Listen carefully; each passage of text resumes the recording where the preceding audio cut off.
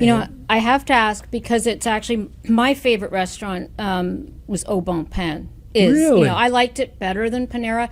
You don't talk, you don't get as much I'm glad attention there to were that. many more people who liked Panera better than Au Bon I know. Pain because I sold Au Bon Pain. Well, I know, but tell me Yes. about a little bit about that in terms of what need you saw in the market there. At Au Bon Pain Yeah. or leading to Panera? No, Au Bon Pain. So if you go back to Au Bon Pain, when I first got involved in it, it was 3 restaurants. Yeah. And it was essentially on the edge of bankruptcy. And it was a croissant shop and bread, essentially. And I would work in those stores. And I would have customers walk in and say, could I have that piece of bread, that baguette? And I'd say, sure.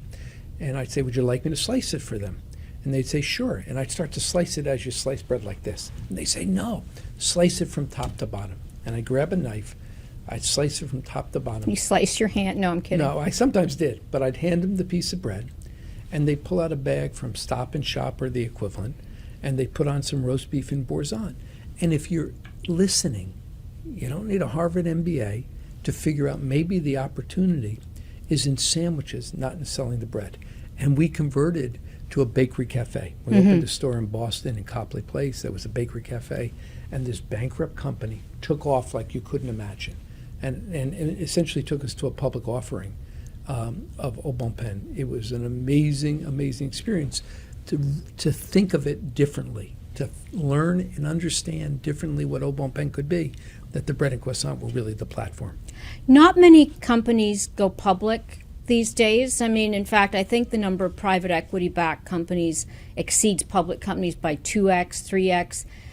Does that make sense to you? I mean, it feels like we're losing something by not doing more IPOs. I mean, give me a sense of if you were in this market right now, would you be heading toward an IPO? Well, here you are. You've got several companies. Yeah, that's what I'm saying.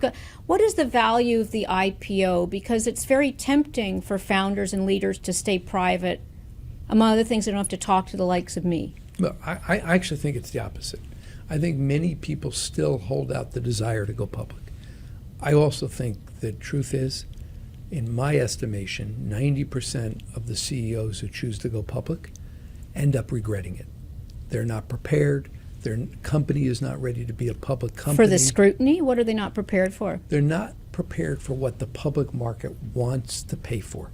So, in essence, the public markets are going to pay 6 times EBITDA for stable earnings. Anything in your multiple higher than that is about a present value growth brought back to today, right? And if you don't even hearing you speak, it's not as inspiring to be talking about that stuff. Is it your EBITDA?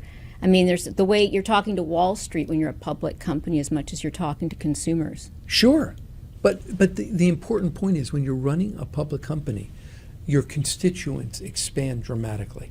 When you're in a private company, I've got to deal with my board. But when you're public, I've got shareholders that are trading on the next inflection point, your comp next week. I have other shareholders that are in it for 5 or 6 or 7 years. I got people that are calling on me to make long-term transformative changes. I have other people that will jump on my back, activists, and attack me if I do anything that's an investment. You're pushed and pulled in many ways. And so many leaders are not ready for that. Yeah. So many companies are not set up. And more importantly, their business isn't. Cava is a perfect public company. It's a powerful niche, Mediterranean. It could be the next major niche in the food industry. And this is the dominant brand in that category. It's got a path to the next 1,000 restaurants. And it's got a very strong CEO who's been prepped to be a public company CEO for now years. He's ready for this. His organization is ready for this.